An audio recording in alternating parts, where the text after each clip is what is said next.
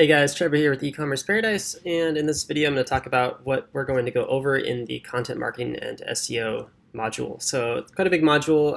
It's a work in progress, so I'm going to keep adding content to it over time as things change and as Google updates their algorithms and what works best here or there. So what we're doing is for SEO, we're following all white hat techniques. And for content marketing, we're creating really good quality content. So that's kind of the overall foundation to our strategy. And then we're interlinking all these different pages of our website to each other through text so that the consumer has a really easy way of just browsing the site. It's kind of like Wikipedia. When you read a Wikipedia article, all the links are within the text, and so somebody reading it can just kind of keep browsing around your website because in the text it might mention something and then you link it to that other site page on your site. So with that said, let's go over what we're going to talk about this module. So number one, first and foremost, you got to focus on optimizing your product pages. So product page content is key. So I'm going to show you how to do that. Next, I'm going to talk about collection page content because your collection pages are also key for getting free traffic through organic marketing and SEO. All right, and then creating blog articles and optimizing them, and then interlinking them with your product pages and your collection pages is great for getting organic traffic. And it all starts with keyword research. So keyword research is really important here because you want to figure out what the keywords in your niche are that surround all your products and your categories. These keywords might be keywords that start with the word best, and those are usually category keywords like best this, best that, top 10 best this, top 10 best that. Review keywords are usually keywords that end in the word review, so like product name review. You can link those around your website, and you'll drive traffic from organic rankings into your website, and then drive them to your product pages, and you'll win those sales. Next thing you want to do is create industry resources, roundup articles. So, top 50 blogs for your niche, or top 10 YouTube channels in your niche, or best places to go to enjoy your niche product, that kind of stuff. It's different for every niche market, different for every product category. These are articles that are really good because they often get backlinks from industry professionals and bloggers and other things in the space. And then you'll want to create viral content or popular topic content. This is things you can find out through keyword research tools, and it'll tell you what the topics are that are really popular. You can also research your competitors' blogs and see those articles, and get them rewritten for your own blog. Great way to drive free traffic. And the next thing is how-to content. So this is really good for your products because if your products are complicated, which they usually are, then you'll want content telling the person how to install them, how to assemble it, how to do this, how to do that, okay? All right, and then let's talk about internal SEO a little bit. Internal SEO means inside your website, structuring your website appropriately. So the first most important thing you have to understand is header tags and paragraph. So a header tag is at the top of a product page and it looks the biggest, H1. And then the header 2 tag is the second, header 3 and header 4, and so on and so forth. So you structure a page based on main headers and subheaders. So like your product page will start with an H1 tag, and then each section under that will be H2 until you, and a product page, by the way, should only have one H1 tag. That's the main tag for that product page. And each subsection about that would be H2, H2, H2, H2. And within the H2 tags, you'll have maybe some H3 tags if there's additional information on that H2 tag topic. So that's proper page structure. Of course, the content itself will be in a paragraph tag. So that's some just basic SEO 101 for building your web content. I'll show you how to do that in the coming lessons. You'll be wanting to link to all your different pages of your website within your product pages, because when Google crawls your website and crawls your product page, and through the text they're able to crawl into different blog posts and stuff like that, that's when Google is going to find more stuff on your website. So if like one big article ends up ranking really well on your website, make sure you link to like every single other page on your website from that article, because Google will keep crawling that article, look for updates, and it will find links to other pages on your website through that one article. So that's a great way to make Google index your other pages on your website that are newer, especially product pages, and to get those to show up in the search engines and get free traffic from them. Within product pages, you'll link to things like other products that are more expensive or similar. So somebody's browsing around, or they might want something with nicer features. You want to let them know what that is, just like a good salesman would. You want to link to the product pages to informational articles like buying guides, reviews, the best of articles, things like that that relate to that product. You want to link to the best and review articles, obviously, to the actual products and collections as well. So back and forth. One links to one links to the other. And then you want to link the products to the collection pages the product is in, so that browsing shoppers can easily just kind of shop around. All right, and then lastly, we'll be going over external SEO. What that means is basically the links you get from other websites, and you can optimize this. So number one, I'm going to be talking about how to get backlinks and show you how to go and do that. And then also how to optimize the anchor text, because anchor text is really important when it comes to SEO optimization. The backlinks on your website, what they say in the link itself matters a lot to Google. Okay, see if it's like a valid link. And then I'm going to talk about the kind of like beginner stages for influencer marketing, because that's a great way to get free traffic and free sales as well, is work with influencers in your space. The same people you're going to be researching, basically you're going to end up working with later on, and give them some sort of an affiliate commission to refer people to your blog through an advertisement on their website or some kind of a shout out on social media. All right, guys, so that's it so far, and I'll add to this as time goes on, of course. And as if you have any questions, feel free, of course, to comment below, and I'll see you in the next lesson. Thank you. Alright guys, in this video I'm going to teach you how to optimize your products. So the very first step is going to be to extract the product URLs from Shopify and insert them into the spreadsheet. I'll show you how to do that right now. After that, we're going to be making a copy of the product description and writing outsourcing template. You can click the link in the description below this video and download that. And then we're going to outsource the product descriptions in bulk per supplier. And just click the link below the video for the writer that I use on Fiverr. You can choose another writer if you'd like, but this one provides pretty good results from Canada, so I trust him. And then stage 2 is going to be adding the finished descriptions to the website and adding questions and section separators to make it read really well. And then we're going to format the sections, find, add high quality images, find and extract, upload, optimize, and embed YouTube videos for the sales videos, add images to all variants, and optimize the search engine listing preview using the same listing I've used for the website meta description. So there's going to be multiple videos below as I record these, so just check back over time and you'll see all the videos explaining this stuff. But for now, let's go ahead and get started with the first section, which is extracting the product URLs from Shopify and inserting them into the spreadsheet. So if you don't already have it, make sure you download the new master spreadsheet so that you can get this tab, which is the products to optimize tab. It comes with a couple of links here, optimization checklist, and the description link. Okay, and it has the columns that basically have the data you need, product links, pricing, and then these are kind of like check mark boxes. So first thing you want to do is have your VA check the pricing and barcodes that Fiverr added, and then you're going to add the sales promotions tag to all of your products in that supplier, and then you're going to outsource it on Fiverr. So you do this so that those products then show up in Google Shopping, right? Because that's the same collection that pulls from that tag, which is the one that Google Shopping feed app is going to be pulling from as well. Okay, and then once that's done, you'll optimize the description. So in order to get the links into here, just like this, it's a little bit of a process. I'm going to show you what it's like right now. So I'm going to go into Fiverr, and the latest job that I had done was for Napoleon, a brand called Napoleon. So then I go into my store here, and I go to products.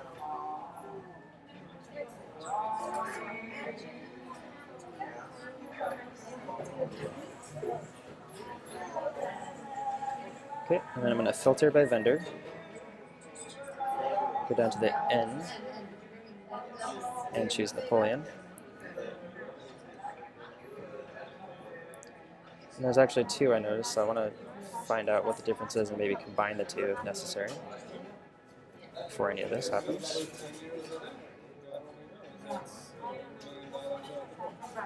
Okay. This may have been a demo product. I'm going to go ahead and just stick with Napoleon. Oops.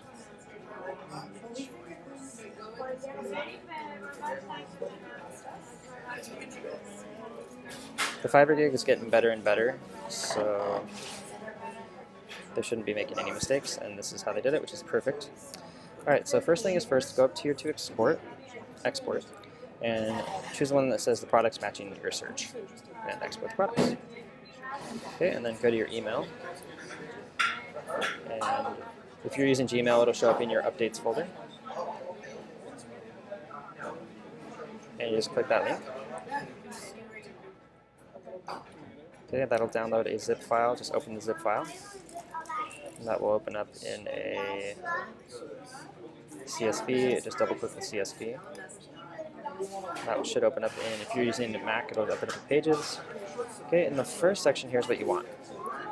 So click on the header handle, and then click the box up here that should highlight the entire column, and Control-C or Command-C. And then go to your spreadsheet, type in the brand name up here, make a yellow row so that it's easy to eliminate, and then go over here and Control-V, Command-V, or just right-click paste.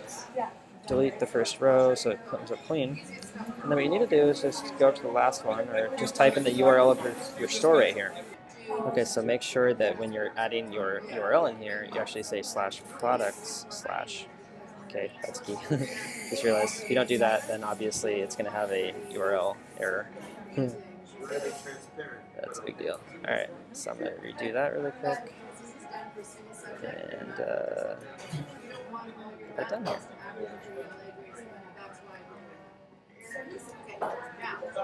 Merge and combine. So go there.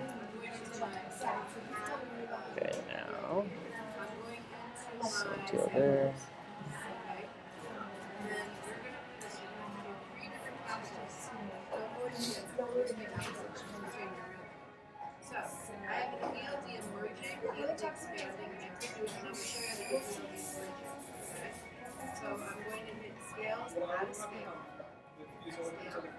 Alright, cool. So now let's check and see if they're added correctly.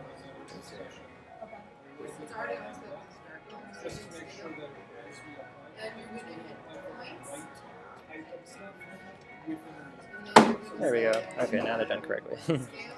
Alright, so like I said, there's this bar at the bottom here, so you can edit the product, customize right from the front end. So we'll be teaching our VAs how to obviously use that bar to their advantage.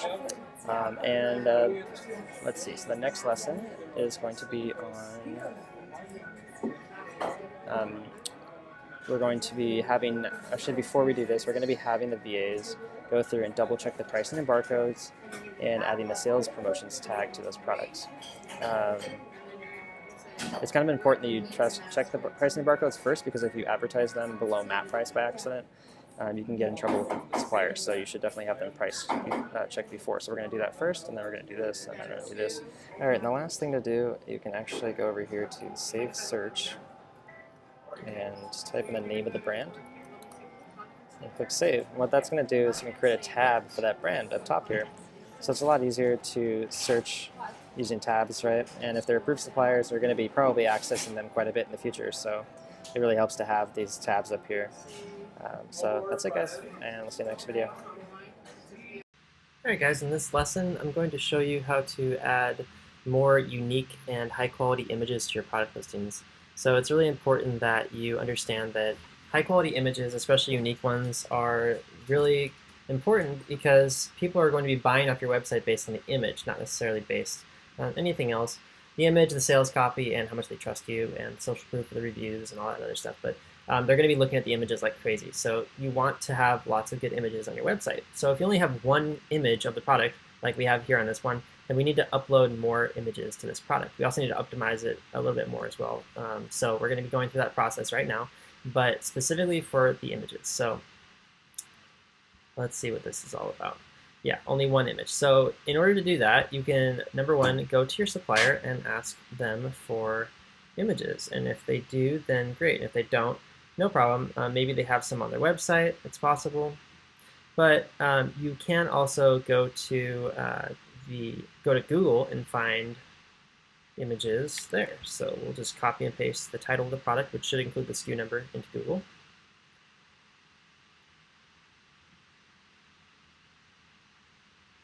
And boom, lots of images. Now, you can easily find your competitors on Google. So in this case, I'll pull up one of my competitors here. And they should have plenty of images.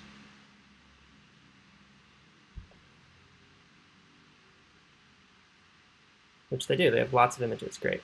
We just want to make sure the SKU number is correct. So WMBI 2428. You don't want to be matching something up that's the wrong SKU number.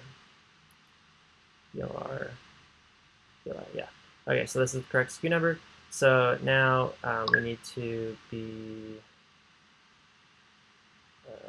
Going over here. All right, so now you can click Add Images. First, sorry, you have to pull the images. So I use this Google Chrome extension called Image Downloader. So I'll provide a link below, and you guys can download that. And let's see here. Yeah, here it is. Image Downloader Chrome Web Store has really good ratings. Works great.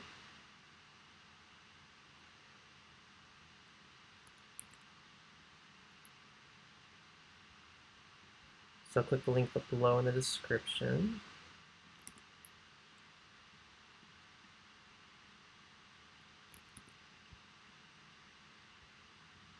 Image downloader. Okay. Cool. And then when you're here, all you have to do is click that button, and it's going to come up with all the images on their website. And you want to hit only images from links, so it should just pull up those specific ones, and then select all 10, and then create the name of it here. So we got to go back and pull the name of the product again.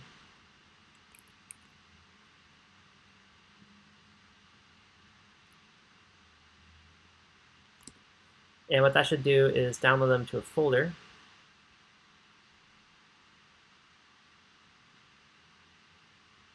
On your computer, or it will download all at once. So if you go to your computer now, your downloads folder. Okay, so it downloaded all at once, which is fine.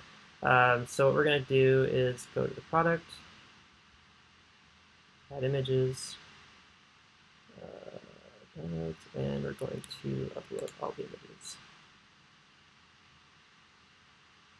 All right, so just give it a minute, and I'll pause the video while it's uploading. All right, so now all the images are up here, which look great, and really no issues. Might want to rearrange them just to make sure that they're kind of in some sort of a proper order here. That one looks a little bit bigger. They just look kind of about the same exact. I think that one's showing the same background. Maybe they're just showing different like settings or something like that, which is fine. Regardless, so these ones are really good. They're lifestyle shots. These ones are really good because they show different like settings or whatever. And then this one's good because it shows like what it comes with. And that's important. So now that's optimized. Just one thing really quick. If you're going to add a product to your website, it's probably best that you make sure everything is correct on it. This one's sold out, so they don't have the price available here. I'm going to go check the price on here because I think that that price is off on our website. Yeah, it's normally $9.99. So just make sure when you're doing this that you're checking pricing as you go, because if things are off on your website, then that could be an issue, obviously, later on. I'm just going to set it double. Okay.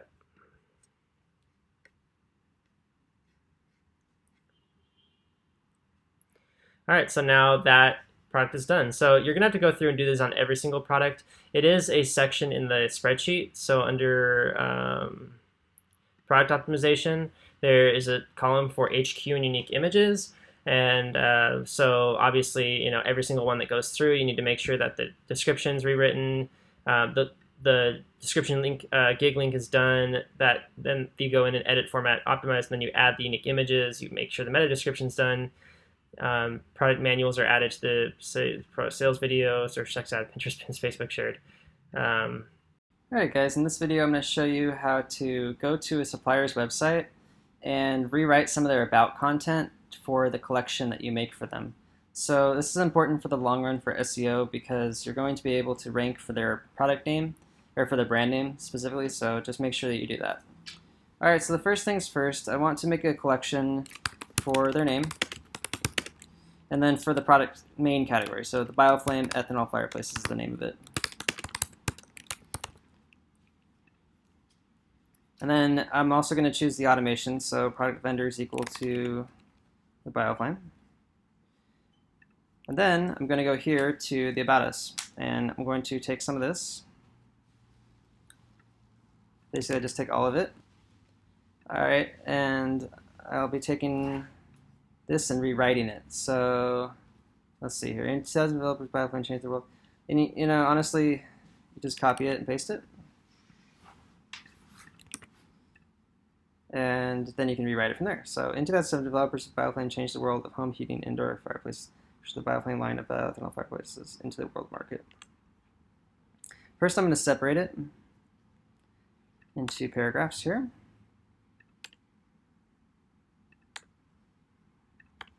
And then I'm going to create the bullet list.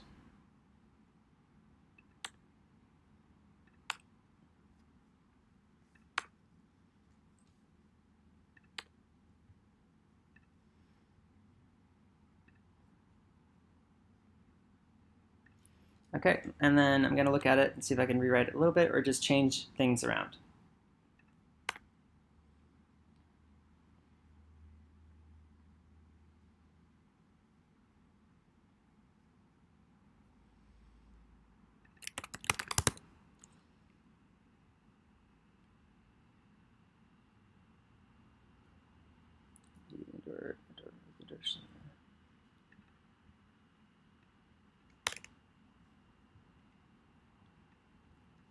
Okay, so I just changed it around, removed a couple things.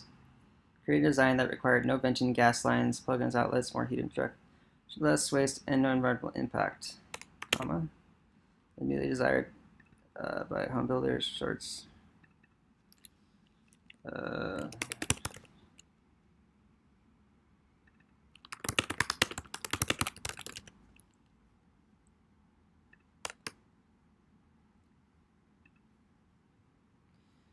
Providing 4 times more heat than electric fireplaces. All right, no setup or additional costs. It lit the path for an innovative.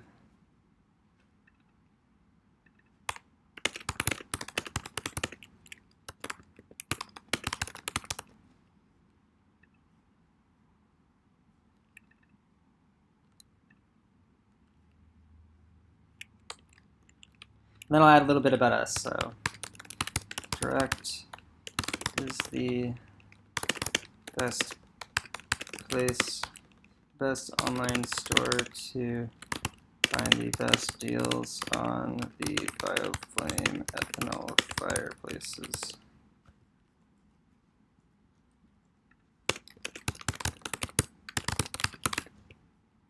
Okay, so now I've made this content here. You can hit save. In our theme, there's no need for a collection image. And then I can view it and see what it looks like. Okay, so it looks really good. There's lots of content here now. So if someone lands on the page, they know they're in the right place. The next step is to find a video we can put right here. So I'm going to go to YouTube really quick and see if I can find a video. All right, so I typed in the Bioflame, and I see that they have an account, and that they have a kind of an about us video of some sort. So I'm going to go ahead and watch this video and see what it's all about. This is not your ordinary fireplace. This is a fireplace that runs on eco-friendly fuel. It's a fireplace that doesn't need ventilation or gas lines. A fireplace that doesn't leave soot or scents behind. This is a Bioflame fireplace. It's easy to use. Just pour in your fuel, light your fire, and set your temperature. This is a really good video. In 15 to 30 minutes, your fireplace will be ready to use. The Bioflame's eco-friendly fuel is made from ethanol, a product of sugarcane, corn, beets, and potatoes. Our products are safe. All Bioflame fireplaces are UL and ULC listed. It's that simple. It's the Bioflame.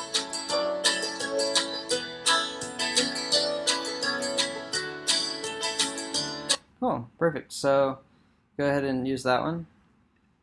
And make sure you turn off suggested videos and enable privacy enhanced mode. Copy the embed code and go back to your collection you just made, and then go down to the bottom and put a little tag in there that you can easily find, and do that. And then the other thing too is you might want to center it, so by putting a center tag in there and an ending center tag, you can easily set that up. So now it should have the video nicely embedded. I can hit save and check a look at the collection again. Nice thing about having a video embedded is that it keeps people on your website longer, and that looks good to Google, so there you go. Boom. It's a nice introduction to the brand as well. And I can send this to the brand and say, hey guys, we've set up your page on our website, go ahead and take a look and let me know what you think. So I'm going to go ahead and do that next. And yeah, that's just a great way to kind of introduce your website to your brand once you've gotten on board with them. So go ahead and get that done for every single brand. And we'll move on to optimizing the collections for product types after that. Hey guys, welcome back. And in this lesson, I'm going to teach you how to outsource your buyer's guide, optimize it, and publish it to your website. So it's a 3-part lesson, and I'm going to be doing this over probably a week or so, because it's going to take some time to get the buyer's guide written, and then it's going to take some time to optimize it and publish it. So with that said, I'm going to get started with this first video, and what I'm going to do is show you guys how to find a competitor to model your buyer's guide after. So first things first, click the link here where you can download the buyer's guide template. It should take you to this link right here. And what this is just a basic breakdown of how your buyer guide should be structured. So it should have the title, best, and then your product category, and then buyer's guide. So in my case, the first one I'm going to do is electric fireplaces. So it'll say best electric fireplace buyer's guide. That'll be the title of the article. And then the introduction is just to basically what is an electric fireplace for someone who has no idea what it is, or what is your product category. And then the buyer's guide itself will be about how it works. So how does an electric fireplace work? Different types of electric fireplaces, and I already know this because in my spreadsheet here, I go to categories and see all the different types. There's wall-mounted, there's built-in, there's inserts, 3-sided, and with mantles, right? And so I already know the different types, and that's great. And then the different features with links to the collections. And by the way, this links to collections, this is going to be for us for when we get it, and we're going to add a link to the collection afterwards. But yeah, there's different features that every fireplace is going to have, or every product is going to have, and those features are something that you should be talking about in the buyer's guide and going more into depth about. So you can compare features with, from one model to another, one category to another, one subcategory to another. And then you're going to talk about the benefits. So how does this certain feature benefit the customer? Or how does that product in general, the electric fireplace, benefit the customer? And then, of course, there's the how to choose questions. So things to keep in mind before you buy them, right? And obviously, that's a really important section. So the last thing is to just kind of conclude the entire buyer's guide and then have a call to action. Obviously, go shop, electric fireplaces. And then have a special offer, some sort of a expiring coupon code, that kind of a thing. And then, or you can even create like some sort of a content upgrade, like I don't know, like a checklist or something like that. Something that you can lead them down a sales funnel with. And then of course provide your contact info, so it makes it really easy to contact you by phone or by email in case they want to just purchase it over the phone or talk to someone over the phone about it. So with this template, now we're going to go out and we're going to find a competitor to model, an example to model. So what I did on Google here was I typed in electric fireplaces buyer's guide. You will see keywords pop up here. You could also type in best electric fireplace. That's another one. And this keyword best and then your product category is usually going to give you affiliate sites, right? And the only problem with affiliate sites is that a lot of them are made by people that are in India and don't really put a lot of effort into it. But if you go to like a niche specific affiliate site, then you might get a better result there. So let's look at this one called The Blazing Home. And you just want to read it through it a little bit and see how it is.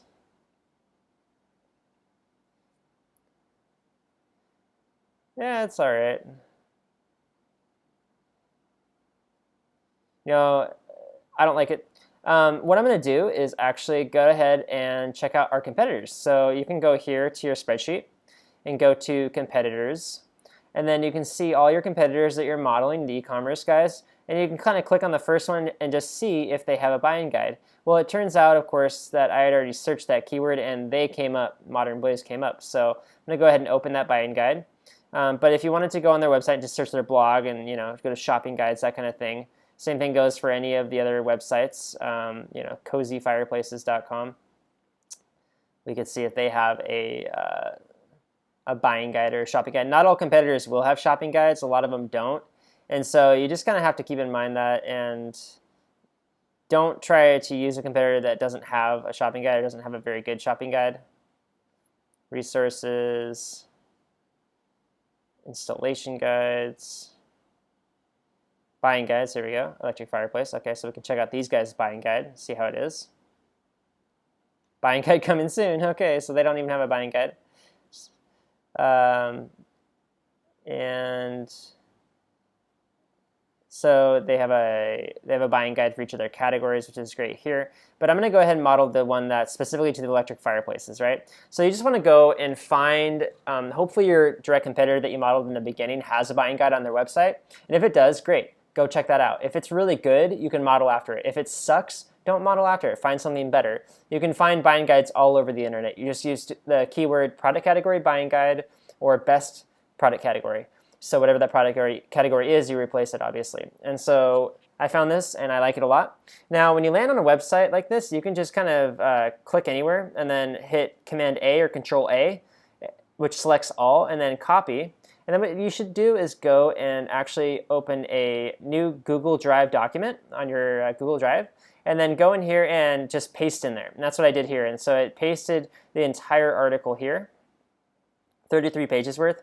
Now, the thing about this is I need to go through and delete all the stuff at the bottom because it's just a lot of links and stuff like that. All right, and yeah, so I can delete all the way up to there.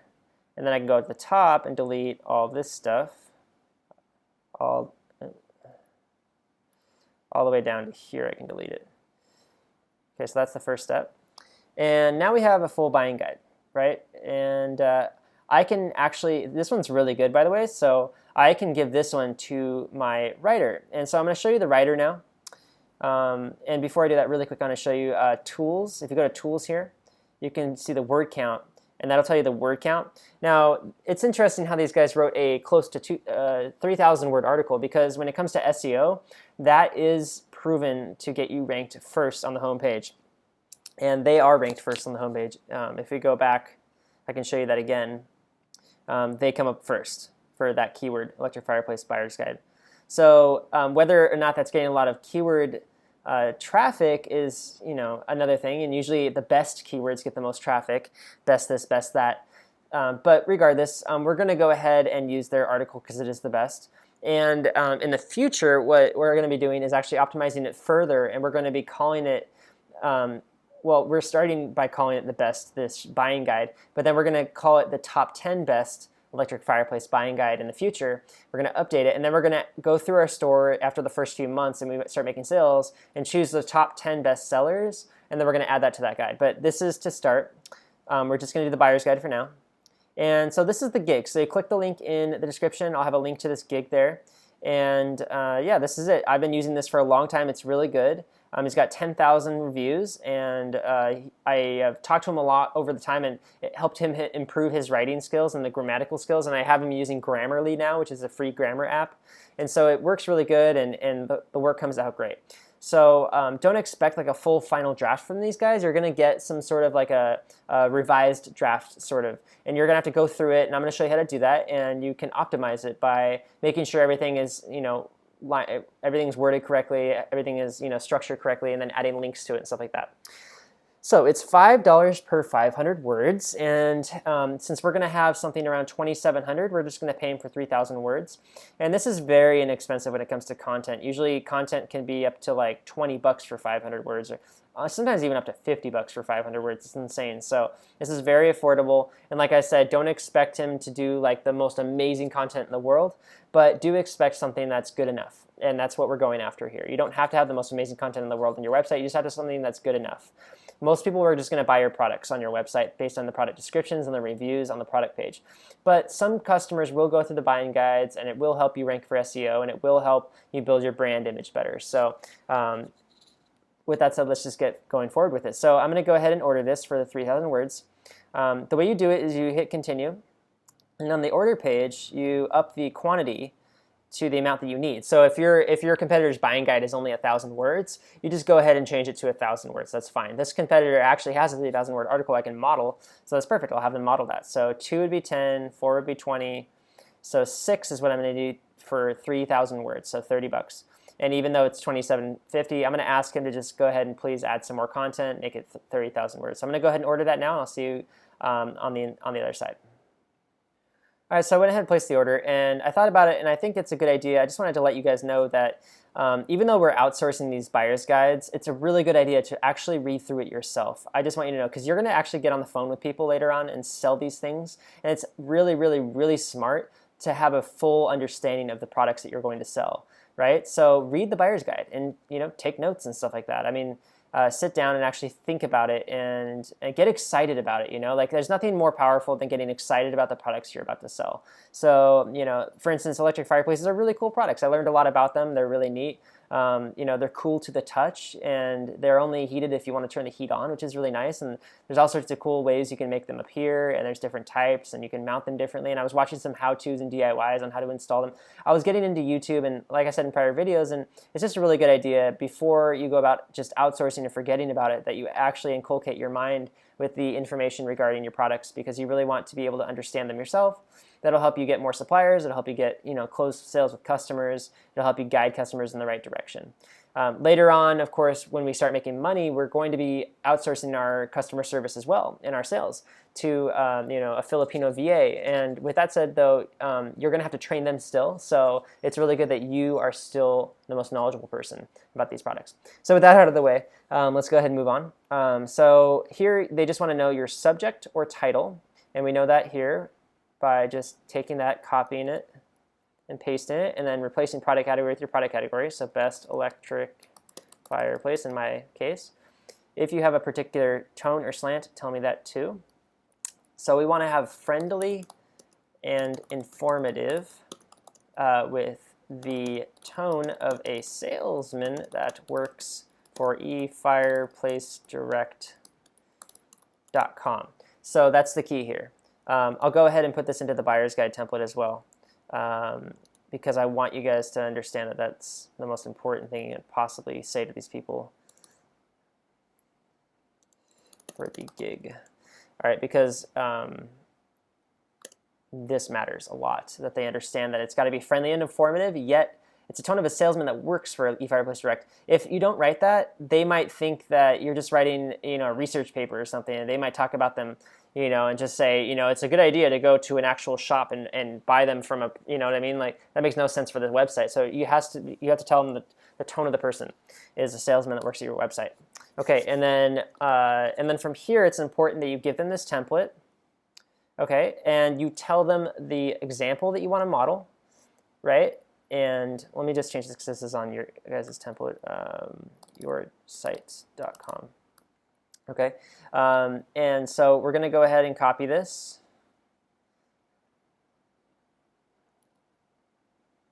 And we're going to paste it there.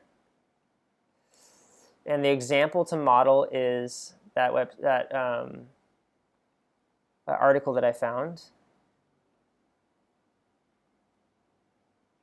Okay. And I'm going to put also attached. So maybe in the template I'll put like the URL. And I think this is key here, guys, that you actually take it out here, download a PDF, and then attach it, because then they don't have to go to that person's website and browse all over their website and stuff like that. They can just take your PDF, which makes it a lot easier for them, and And then once that's attached, the next thing to do is to fill in the number of words you need, so 3,000 words. Please make it a full 3,000 words by adding some extra content. Okay, and then title is here. So you already told them the title, right? Okay, what is an electric fireplace? Since we're going to be typing this over and over again, we just copy and paste here. How electric fireplaces work, different types of electric fireplaces. I'll erase this. Different features of electric fireplaces. Oops. Going all over the place here. Okay. Benefits of electric fireplaces, how to choose an electric fireplace. Include call to action, special offer, contact info. And so for this, we want to just kind of inclusion, call to action to buy, to shop now, special offer for 5% off discount, expires tonight. See product page for details. And call us at or email us at Okay, and then you put your phone number in there, of course. So phone number.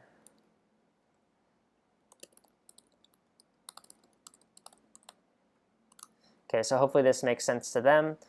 And I'll copy and paste all this into the template as well so you guys can see that.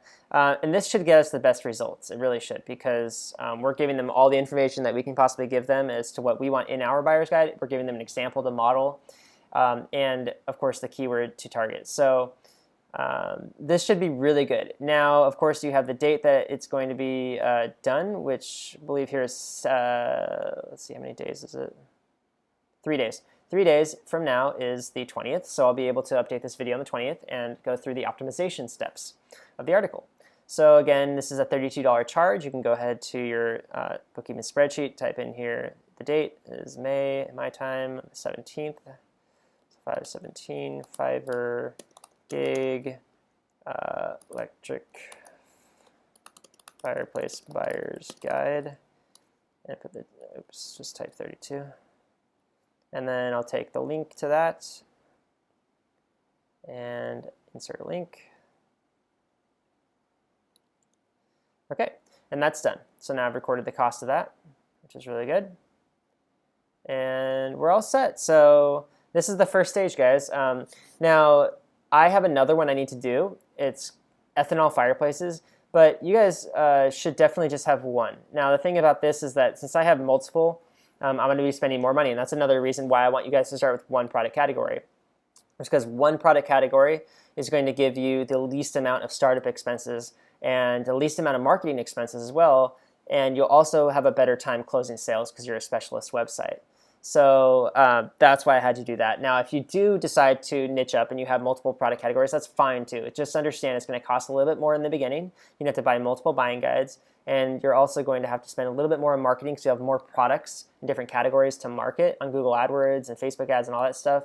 And yeah, generally speaking, your marketing won't go as far because you won't be spending as much money, right? So that's okay, and just expect that you'll still be able to make some sales in the beginning. So I know I'm rambling a little bit right now, so I'm going to go ahead and end the video, and I'll catch up with you guys as soon as the buyer's guide is done here. But till then, we'll see you in the next lesson. Hey guys, so I've gotten the buyer's guide finished here, so I wanted to show you guys what it looks like, and it's actually really good. So as long as you use the template that I gave you, it should come out just as good as this one did. So I'll pull it up in the document here. You can see what it looks like. So they followed directions. They wrote a really good intro. They wrote the what is an electric fireplace part, how they work. They wrote that very well. Different types of them, and they filled each one out very well. And then they talked about the built-in, the wall-mounted, the inserts, freestanding, the three-sided, mantle style. They talked about features and benefits. And then some FAQs here. What do I need? What's the best for my budget? What style? Do I need to change anything in my home? And a conclusion. So they really just wrote this perfectly to spec, and reading through it, it's really good. Hardly any grammatical errors, so it's perfect. So I'm going to go ahead and post it to the website right now. So to do that, just go to your blog post section and add a blog post.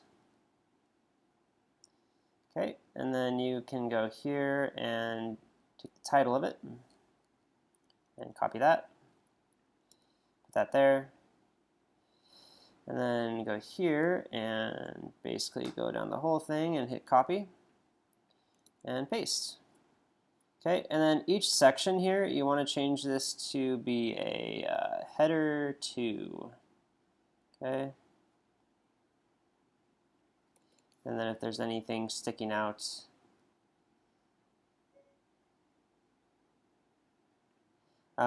grammatically, then you can spend more time in maintaining regular. Okay, so yeah, anyways. As long as you have the Grammarly app installed in your computer, but you got to make sure that it's, it doesn't correct something that actually is correct.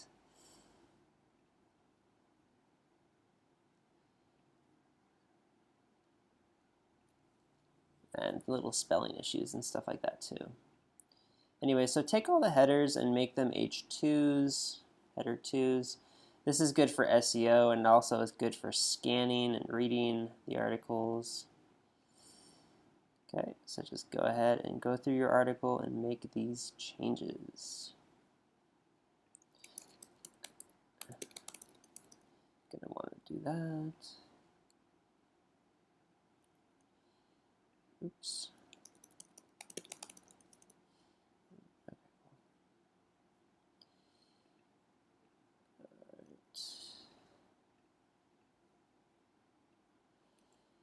Now the reason I'm adding the actual keyword here is because it's good for SEO.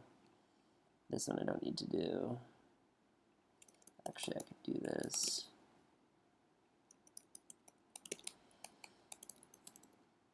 Just understand that we're going to go through and link all these up later on.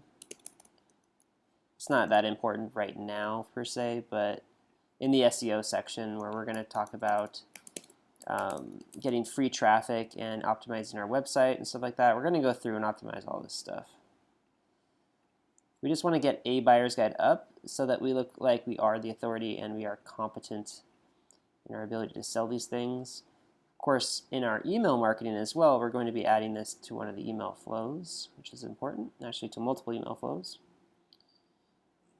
It's going to make it a lot easier to sell to people when we have content to pitch them.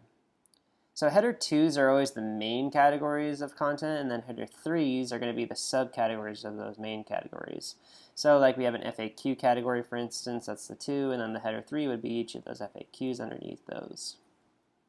Okay. All right.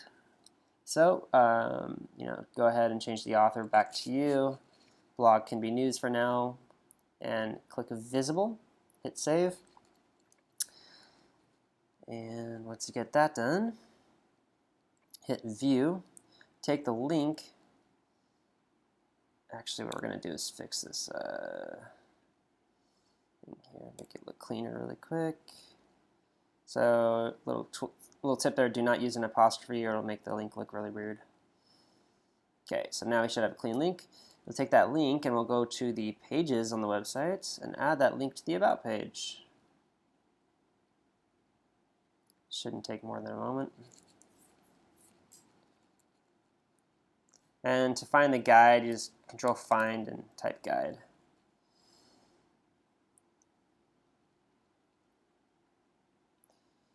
So we'll go ahead and link in multiple places here. Wherever it says guide. Of course, these other guides won't link to that one. This is only for that one. I still have to make guides for the other categories on the website. That's okay.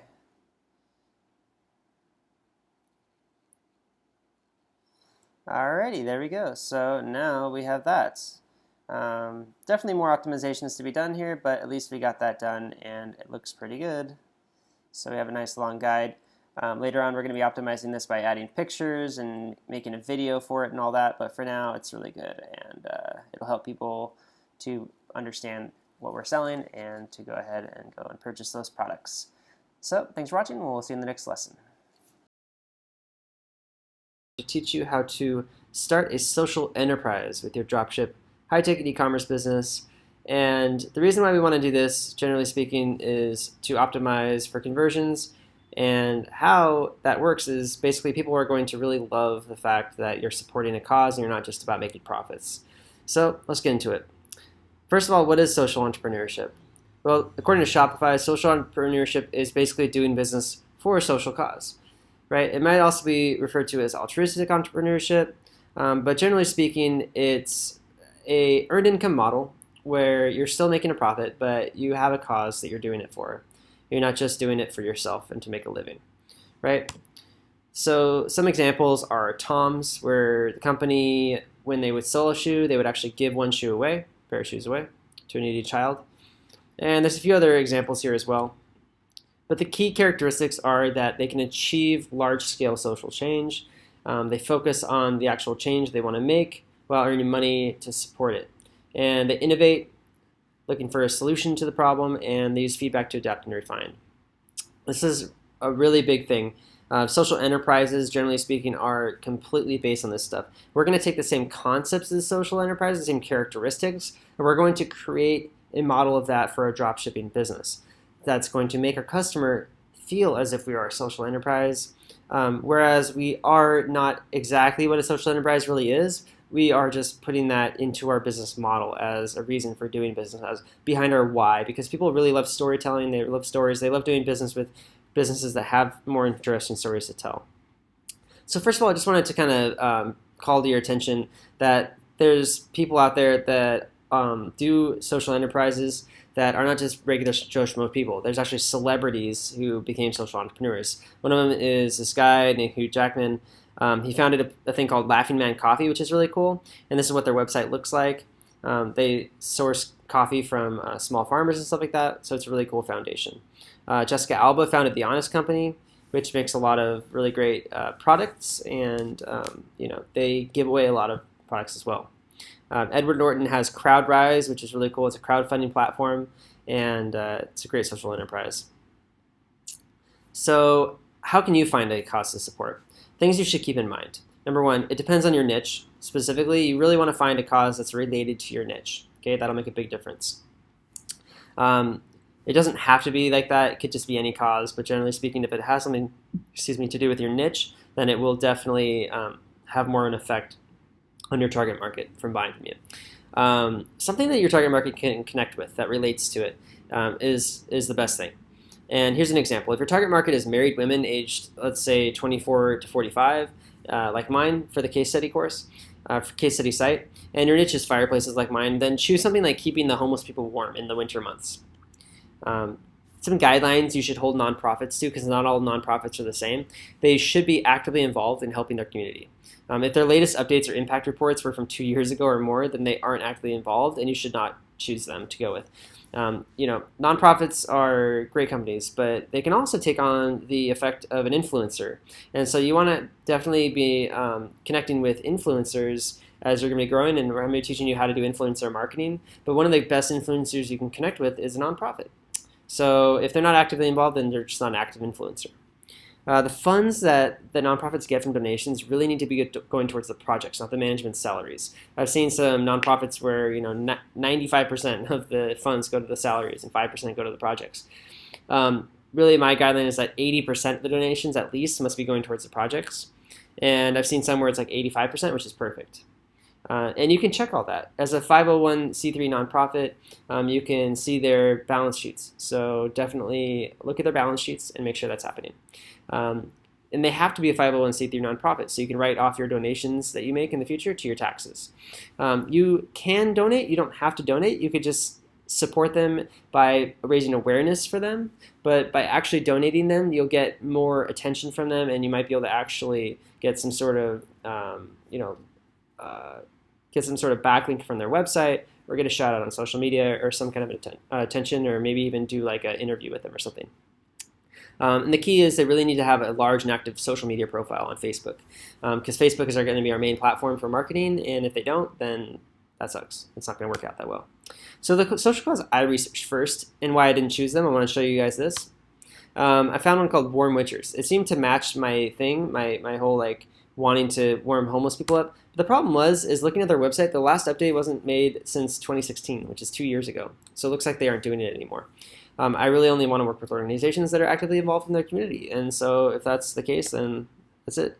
I can't deal with them. But the social cause I did choose to support, and why, was OperationWarm.org. And I chose to support them because they're most closely related to the fireplace niche, right? Keeping people warm. And I'm actually going to update my mission statement now to keeping the world warm one home at a time. I think that really matters.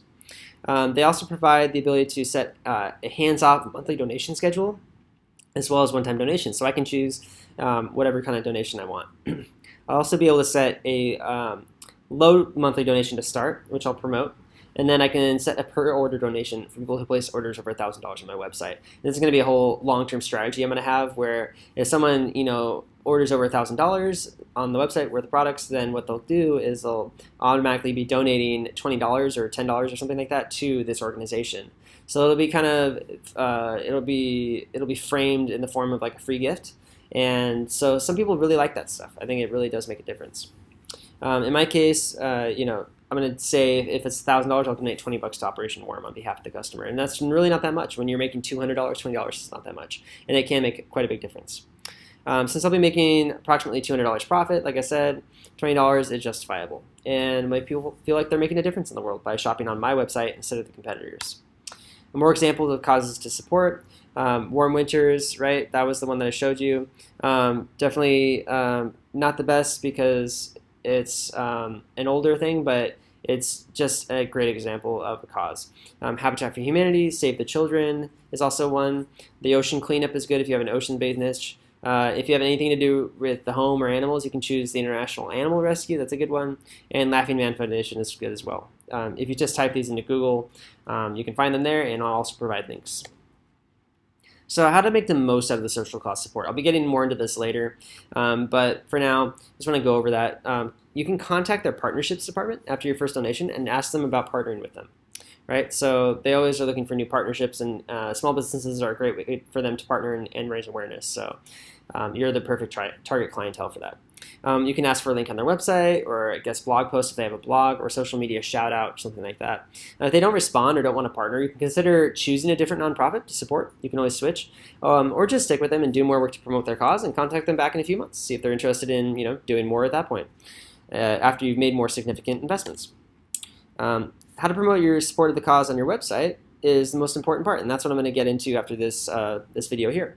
The promotion plan includes the About Us page section. You should have videos, images, and a fundraising page link if they have a fundraising page. If not, you can create your own fundraising page for their cause and do that. And I'll be showing you how you can go about doing that.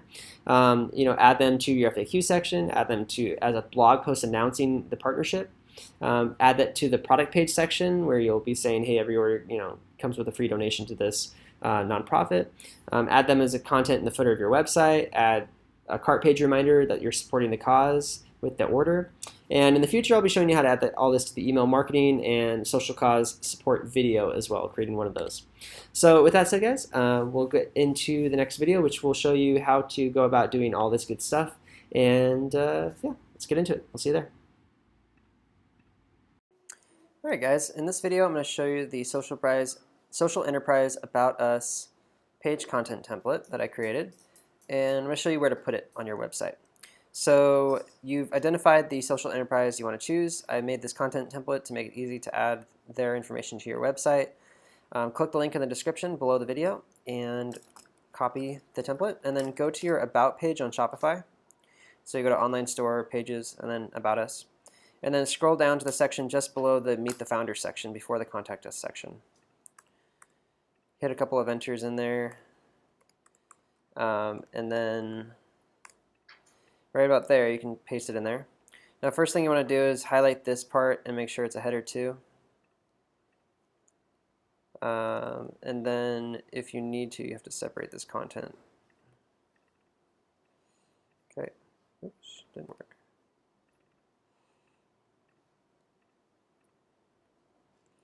Okay. All right, perfect. So it should be a header too. All right, and then you want to fill in the blanks. So it says, we love to give back to our community, from way of giving back to in-person niche classes. So you want to kind of think about your community that you're working with and how you can give back to them. So in this case, I would say from helping to keep the homeless warm, because that's kind of what I'm doing, to in-person electric fireplace, or maybe just I'll call it like fireplace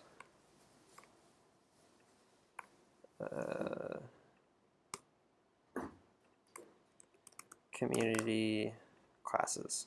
And I can always change this later because that doesn't really make sense. What's a fireplace community class? But then again, it's all we need right now. We just need to put it in there and make it good enough. So just make it make sense for your niche. Our love for niche, which is fireplaces. Our love for keeping people warm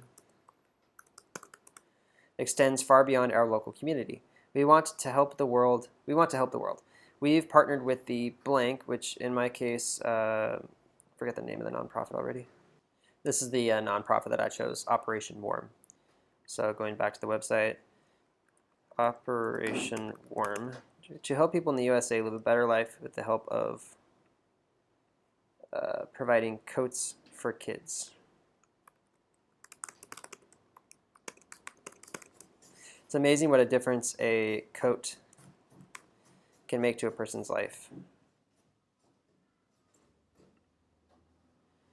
Watch this video to learn more about what the Operation Warm does for the communities in the USA. Okay, now here you want to go to YouTube and actually find a video. So I'm going to go ahead and pull up YouTube and see if I can find something. Okay, so I pulled up YouTube, and Operation Warm has a YouTube channel, which is great, and then they also have a bunch of videos. So I'm going to go ahead and watch a few of these videos. I think this one right here is going to be the one to choose, but I want to make sure that it's either a video from them talking about what they do and who they are, or it's a video from like a news agency talking about them and what they are. The video I found is actually really good. I'm going to play it out loud on my laptop so you guys can kind of hear it. It's very heartwarming.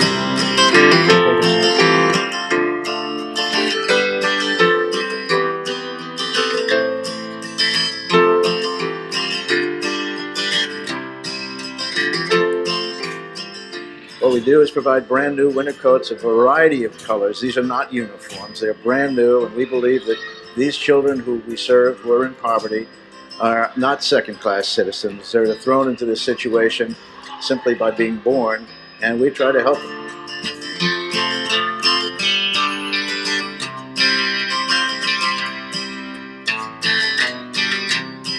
We impact truancy, we impact teasing of children in school, we get them to school where they get their multiple meals, and hopefully they get educated.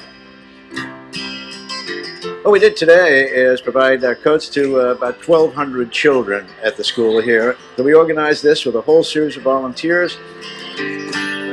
All right, so I'm not going to play the rest, but you guys can get the idea, is that this kind of a video on the About page is going to really help to warm people's hearts and to make them feel like we're doing more than just selling fireplaces on our website. We're actually helping the world, and we're helping this organization, which helps kids stay warm in the winter, which is awesome. So it's a good thing. So that's why having video is going to really help. Now the key here is to click this share button, and then you want to click embed, but you also want to go down here and you want to uncheck show suggested videos, and you want to check enable privacy enhanced mode. Okay, and then just take that code and go to your website. And then we're right here, actually, you can type something in ASDF and then click this little Show HTML button and go Control Find. So this will pop up here, and then go ASDF and then paste that in there. And down here now you should have a little video showing, so it's really cool. And then the rest of it says, please consider donating to our fundraising campaign for the Operation Warm.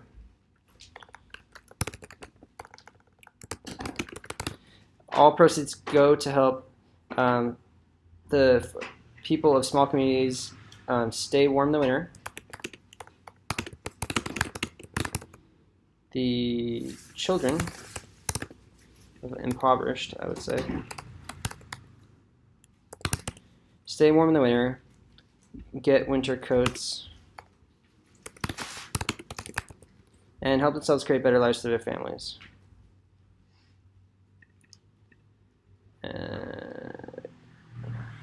Create a better life, just so it makes sense.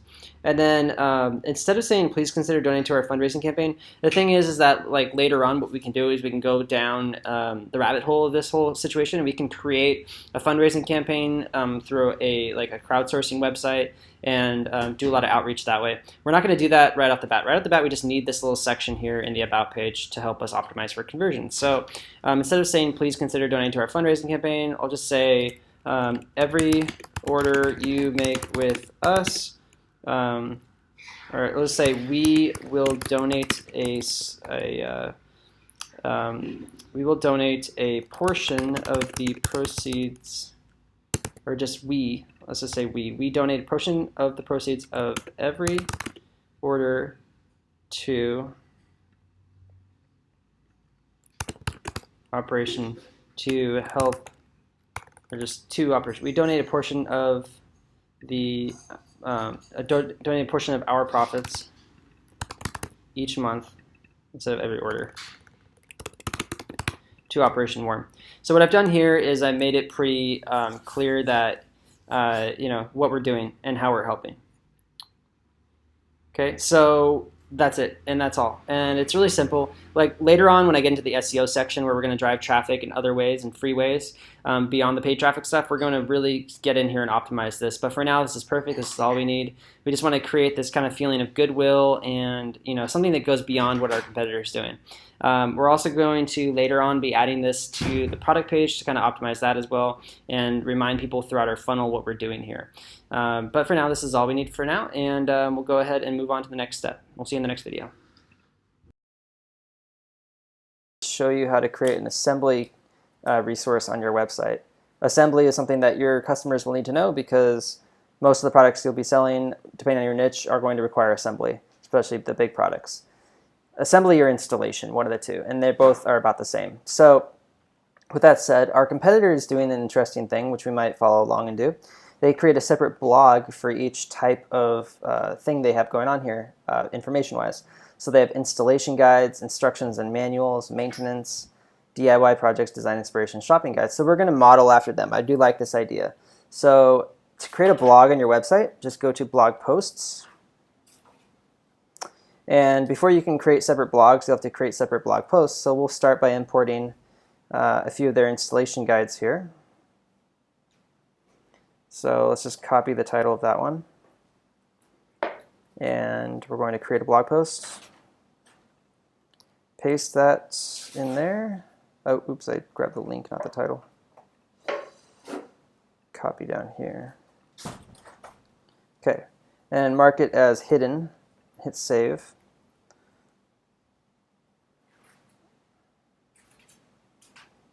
Okay, now under blog, you want to create a new blog and call it installation guides.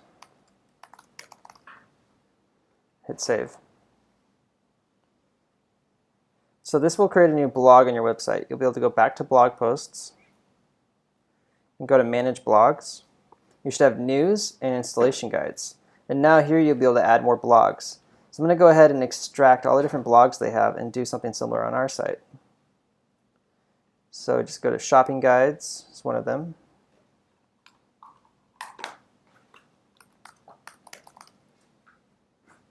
Comments are allowed pending moderation is always good. Hit save. Okay, and then where was I? The next one they have is design inspiration. Simply design. Oops, I think I clicked the wrong one there. Manage blogs. Add blog. Design. Comments are allowed pending moderation. This isn't the same for every niche, so this is definitely going to be something where you're going to have to decide whether this name of this blog is right for your niche. But with that said, definitely consider which blogs you should create. And if you have any questions of which blog you should create for your specific niche, feel free to book a coaching call with me and I can go over your niche with you, or you can comment below. But if you don't want to tell the community what your niche is, which I highly suggest not doing, definitely just book a coaching call with me. DIY projects. Oops. Keep going back there. Installation guides. Oh, we already have that one. Instructions and manuals.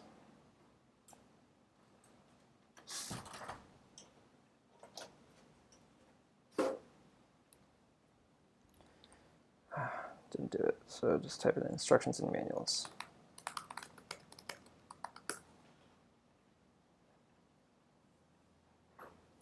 Maintenance.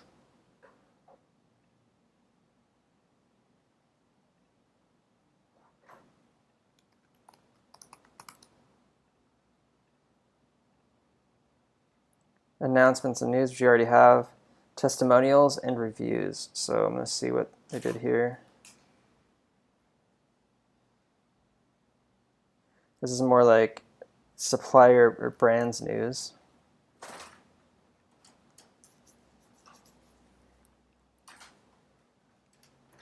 Yeah, we can definitely extract that, so why not? They call it testimonials, which is kind of strange, in my opinion. Should we call something like brands or something? Okay, what they're doing here is they're actually doing SEO. So I like that. So, but we should call it product reviews is what we should call it.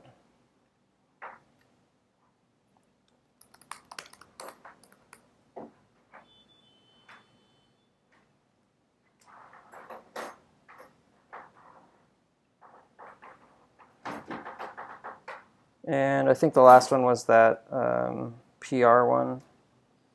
So probably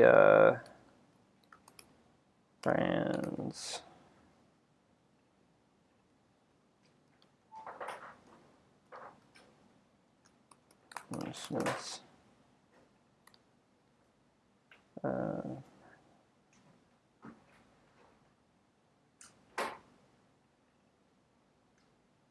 So news is going to be something more like what our store is up to, but this is supposed to be something about what our suppliers are up to and sort of shouting them out. So I'm struggling on what to call this because I don't think that testimonials is right.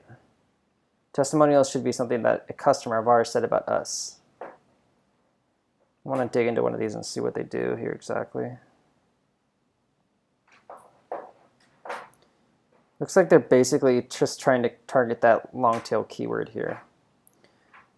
And they're linking out to some sort of an expo, which actually, in my opinion, is great for us for extraction because now we know that that expo is somehow related to that brand, which is great. So we can extract from there. More brands. So with that said, we'll just call it brand announcements for now and think of a better name later for it. And you can think of a better name for yourself for your store if you want, but that's what I'll call it for now for this store. And there you go, guys. So instead of an assembly page, it's going to be an assembly blog. Be changing the name of this so you won't even see that, but create that assembly blog and create the other blogs too.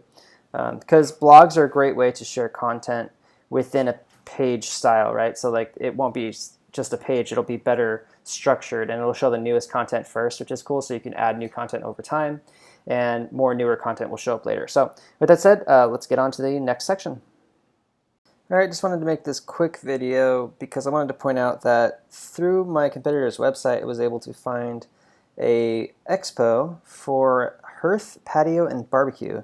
So not only is this really cool expo going to give me tons of suppliers for my niche, but it's also going to give me supplier ideas and niche ideas for other stuff too, which is really cool because I know that, you know, barbecue and grills and stuff like that, those are very popular. And so I can basically take any of these suppliers like this, for instance, search it in Google and click on usually the first link you find, depending on the supplier. Sometimes they don't have good websites, but usually they do. And this particular company probably has a bunch of different brands. 303 looks like it's some sort of a cleaner. Yeah, so they have fuel stabilizer, automotive speed, so it's like automotive stuff, probably all sorts of cleaners, and that one little brand 303 was probably a cleaner for like barbecues or something like that. So although that might not be something I would think to dropship right now, it's actually another idea for a niche. It's a product that's being bought right on a regular basis, maybe being bought ever so often, like every month or something like that. Somebody needs to buy cleaners to clean their electric fireplace with, their outdoor fire pit or something like that. So that's an idea for a subscription product later on. And if I want to save these ideas somewhere, the best place to do it is the Dropshipping Master spreadsheet.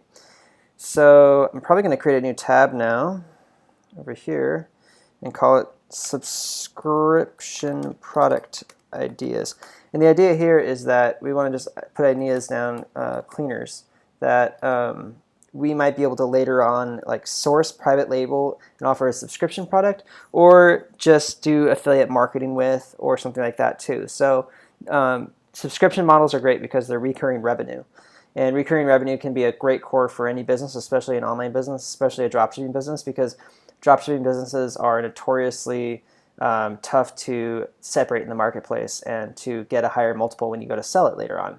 So a subscription model is cool because you can create a recurring revenue base, a subscriber base, and of course you can drive up the multiple on your business when you want to exit it later on. So I just wanted to create this quick video to let you guys understand that as you are going through the building process of your business, any information you can extract for your competitors is great, because then you can go through and you can dive into these things and see, what you can extract from that. Like that was just one thing that I extracted. What I'll do is I'll just copy that and I'll go to the spreadsheet and I'll put like resource here or something like that, and I'll put a link to their website, and that way that's done.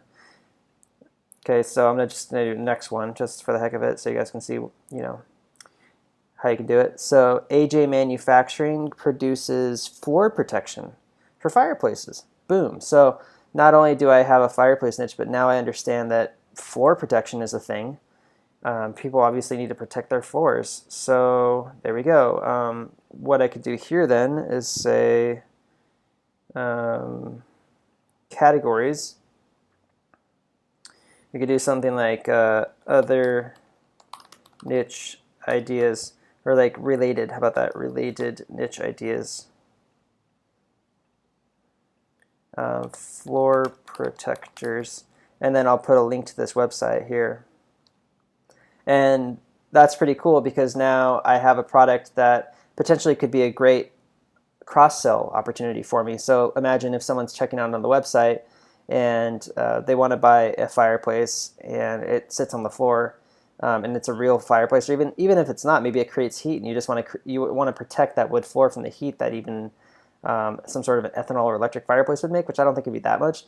But with that said, maybe I would get into regular fireplaces later on. Who knows? Anyways, it might be a cool upsell opportunity or cross-sell opportunity later on. So that's that. I'm just going to do a couple more because this is fascinating, kind of fun. A.W. Perkins, chimney sweeps, supplies for chimney sweeps and homeowners. So chimney sweep supplies. So obviously people that have fireplaces are going to need chimney sweeps. Products for fireplaces and stoves, okay. Yeah, it looks like they sell these little, bricks or whatever else.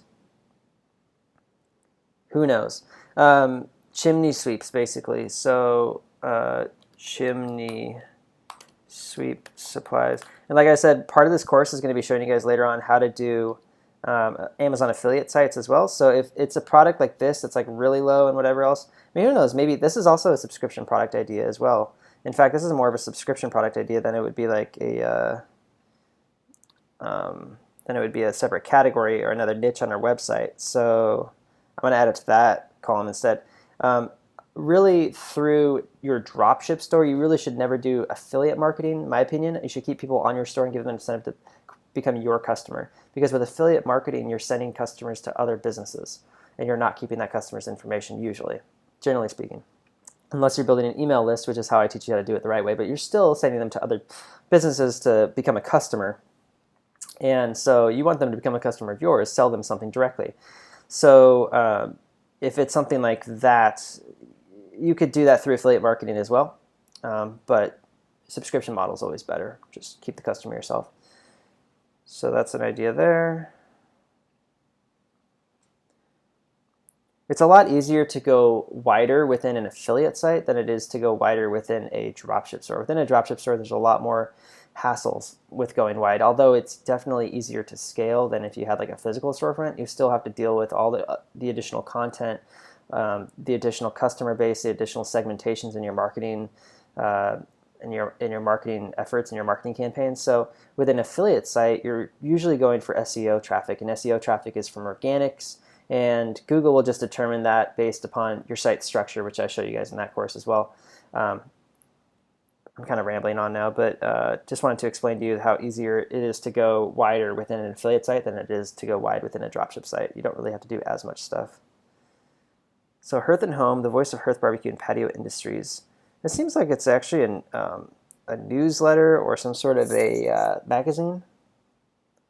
The Voice, so some sort of a subscription for a magazine of some sort, which I can put under any influencers here. Maybe, down here I could put magazines. right? I'll try to add all these to the actual template so you guys can have this all built out as well. The future students of this course will have the ability to just get it all built out. I'm going to be basically going through this course and updating this as it goes. But I'm going to stop here, and I'll just do some more of this research later on. You guys feel free to do this within your own niche as well. All right, thanks for watching. Hey guys, Trevor here with Ecommerce Paradise. Today I'm going to show you how to do keyword research for high-ticket dropshipping. A lot of people don't really understand what keyword research is in the beginning. It totally makes sense. I had no idea how to do keyword research when I first got started. It took me a long time to learn what keywords are and different types. And so in this video, my goal is to teach you how to do keyword research using one of my favorite keyword research tools on the internet, KWFinder. So without further ado, let's get into the video.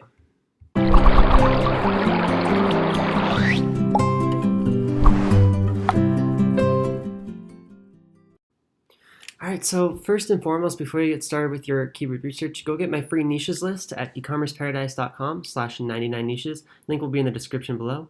You'll land on this page, just enter your name and email address and click download now. And you'll be receiving an email that brings you to this page. And this page has a list of 99 niches as well as my main criteria for niche selection so you can learn a bit from it. Make sure you watch that video. And what you'll see here is a bunch of different product ideas that are expensive products, things that you can dropship online. And each of these product names is a keyword, but they're not really specific keywords, right? It's just kind of a product category keyword. And so these are generic keywords. We know them as generic keywords. And we'll just kind of maybe start with one like greenhouses or trampolines or something like that. And we'll go from there and do some research and see what we can find. Now the keyword research tool that I'm going to be using today is called KWFinder. This is a premium tool, but you can get a free trial of it if you go to ecommerceparadise.com/KWFinder. You'll land on this page, just click the free trial button, and you can sign up using that link. Link is below in the description for the free trial. All right, so once you get in there, let's go ahead and type in greenhouses and start with the keyword research. Cool, so what we want to see is that for profitable niches is that, you're going to have over 50,000 search volume just for the main niche if you want to do a solid store from it. So there's definitely plenty of search volume for this niche.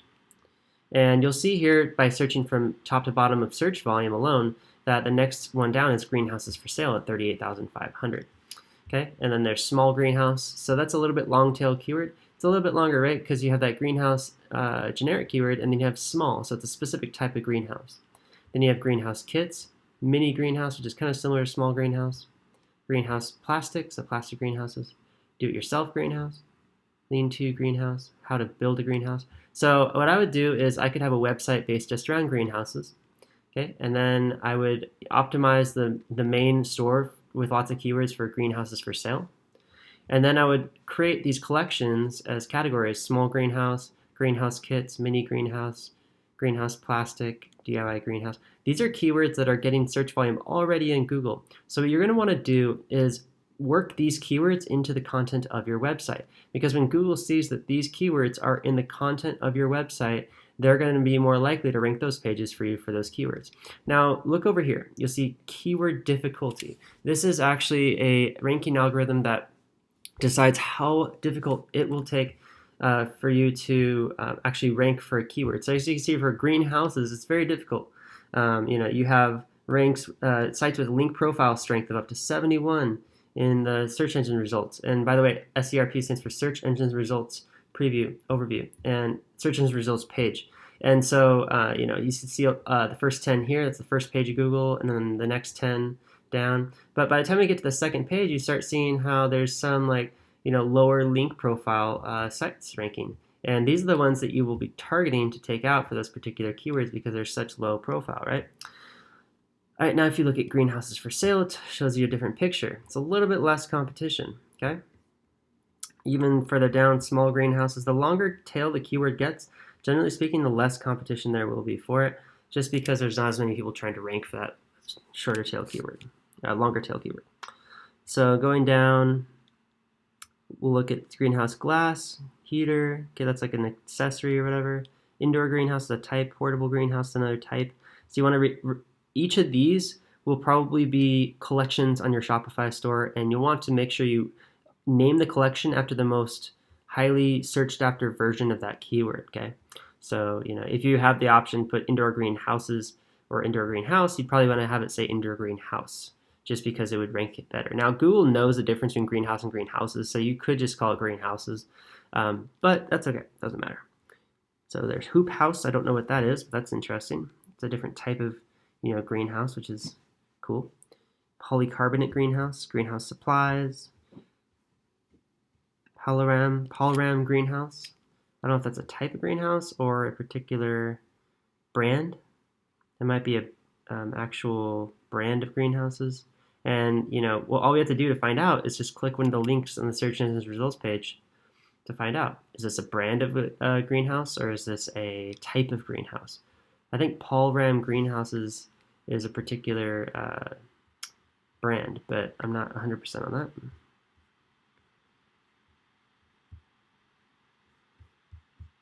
Okay. If I go to one of the product listings, it'll probably give me like the brand or the vendor, and it'll tell me it's Polaram. Yeah, so Polaram is a brand. So now that you know that Polaram is a brand, what we can do is we can type into Google, try to find that brand's website, and see if we can contact them without getting a supplier account. Here they are, polaram.com.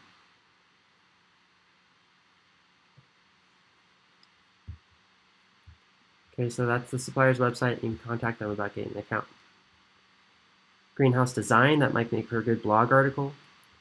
Garden greenhouse, it's a collection. Cheap greenhouse, that's something you can make a blog article out of. Commercial greenhouse, that's a collection. Backyard collection. Greenhouse shed, that's a collection keyword. Greenhouse window, that's a type of product. Greenhouse plans, type of product. So as you can see, there's lots of different ideas for product categories here. And as you build out your store, you definitely want to optimize each product category for the actual keyword that's ranking in Google related to it. Okay, now going farther down, and let's look at the Polaram example, because Polaram is a brand name. Where is it? Wait a minute. If I put Polaram here into KWFinder, it'll give me a different story. Let me actually exit out of this really quick. Website's loading really slow. Okay, cool. So now we know that that supplier has 7,000 monthly search volume, so that's great to see. You can do that for every single potential supplier and see which ones have the most and try to get after those first. You can also see which stores sell those, and if any of them are online only, then then that's a good sign. This particular one looks like it's on Shopify because it says collections in there, and it looks like a Shoptimized website, I think, Greenhouse Emporium. Looks like it's definitely like one of these online only stores, so you could probably extract a lot of ideas from this store and look at their suppliers and see, it looks like if you go to collections all on any Shopify store, you should see a list of suppliers, but if not, you can try to use their search bar. Okay, let's try to use the search bar.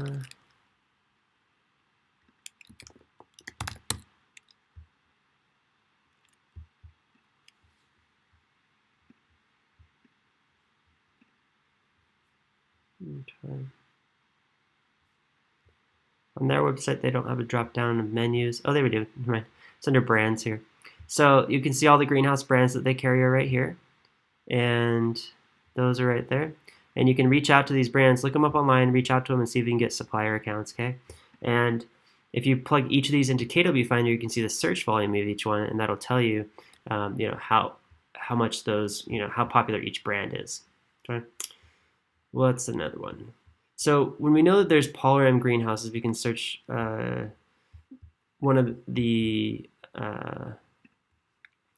actual products that they have, and we can see what the search volume is on the products. Yeah, see Polaram greenhouse kits.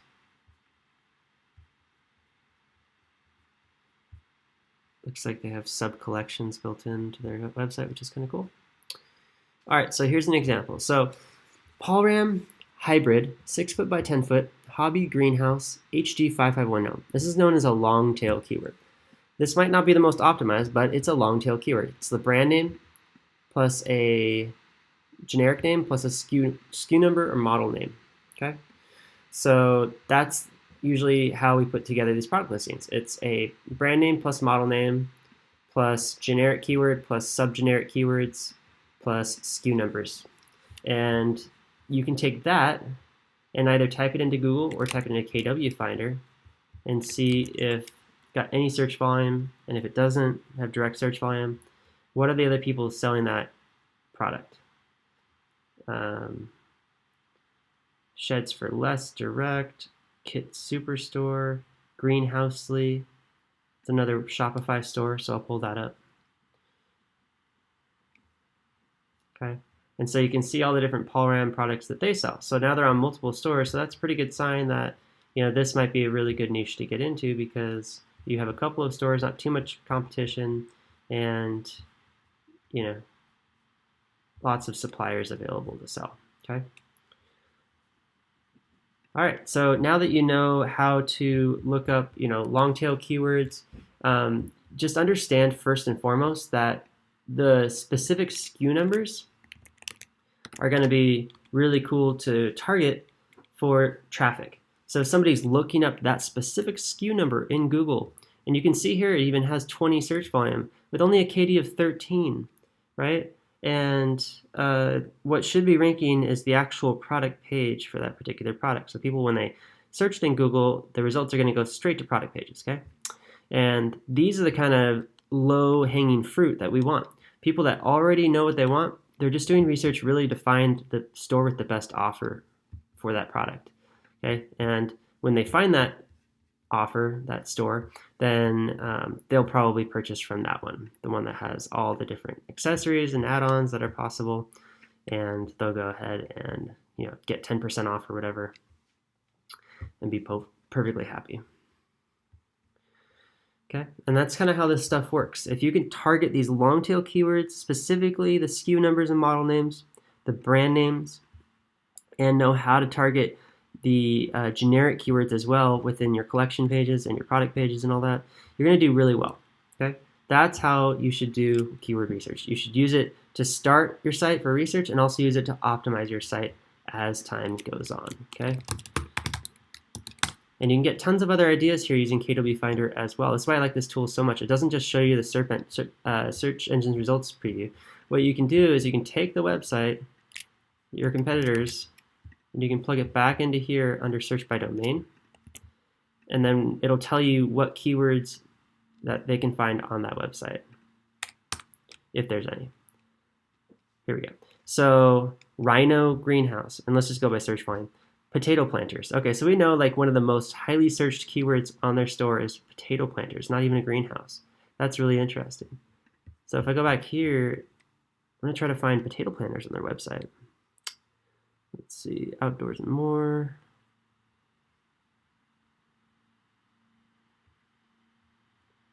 Planters, pots and benches, maybe.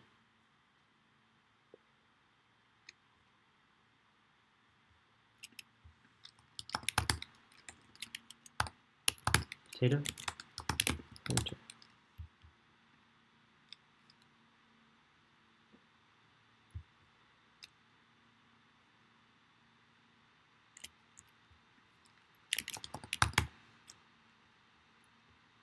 Okay, so it's just an interesting thing that lots of search volume and a high position for potato planters. So that might tell you something, and you can dive into that and try to find suppliers and whatever. Next, I see that glass greenhouses is one of their most popular categories here. Okay, so I'm going to definitely try to optimize for glass greenhouses if I know that they get the most search volume on their site. The next one is wooden greenhouse. So #1 category I try to optimize is glass greenhouse. And then of course heating, that's a huge one as well. Wooden greenhouse, polycarbonate. Okay, greenhouse gardening, greenhouse glass. Rhino, the top brand probably is Rhino greenhouses.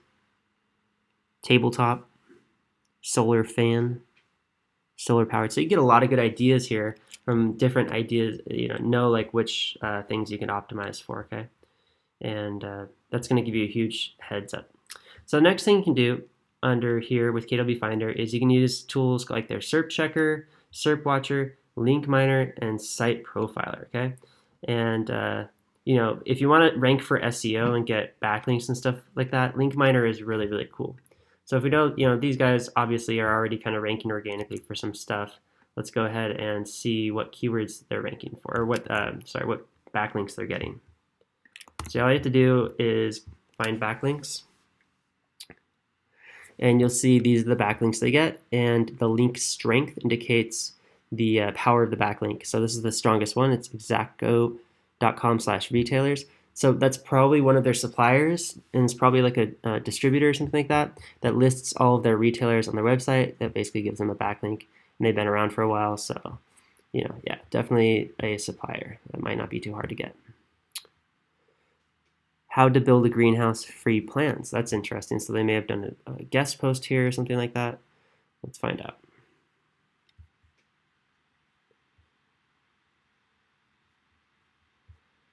Okay.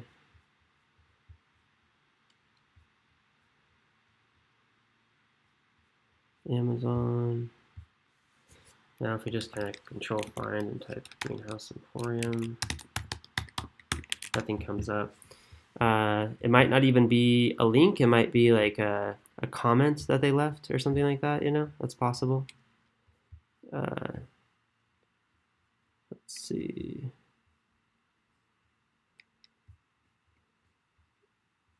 Sometimes people leave their website linked. It might also be running banner ads on this website, and that might be why it shows a backlink. I don't see any ads. So it's hard to tell where exactly in this article right now that they've gotten the backlink from. Let's see if I can really get in here.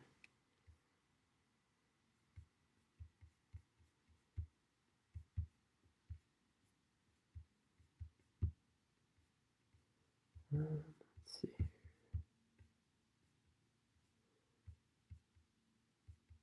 Yeah, I don't see where the backlink is at, but that doesn't mean that there isn't one in there somewhere. So it's might be interesting to you could write the blog owner and see if you can do it some kind of an article or something like that. Looks like here's the actual link that's in there. It's going to an article on their website about something. And now that you know that it's heading to greenhouse gardening, how to grow spinach, this might be a really cool article for you to create on your site too. Obviously, this is the type of article people will link to that are just, regular people, bloggers that, have a following. So these are great articles, and you should definitely extract them from a website like this, okay? So you can go through and get tons of ideas here in Link Miner for backlinks. And you can also, check your rankings in SERP Watcher. SEO Site Profiler will just kind of give you an overview of the entire site's SEO. So let's do that one next. Okay, so domain authority is 18. It's not bad for an e-commerce store. That's a new one. Page authority 27, again, not bad. They have some backlinks. They got quite a bit of content. They're getting more backlinks over time. It's a steady growth. That means they're not buying backlinks. They're organically getting them. Yeah, so 1, 2, 3, 4. One day they had 29, so I don't know about that, but let's see. Do follow link ratio. That means the good backlinks that send SEO juice. It's about a third of what they have, which is great. Active links 96, referring domains 72. These are the top referring domains.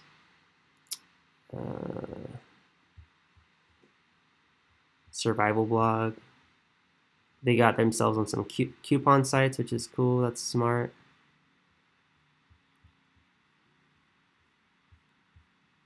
Lots of different blogs. So you can definitely extract that.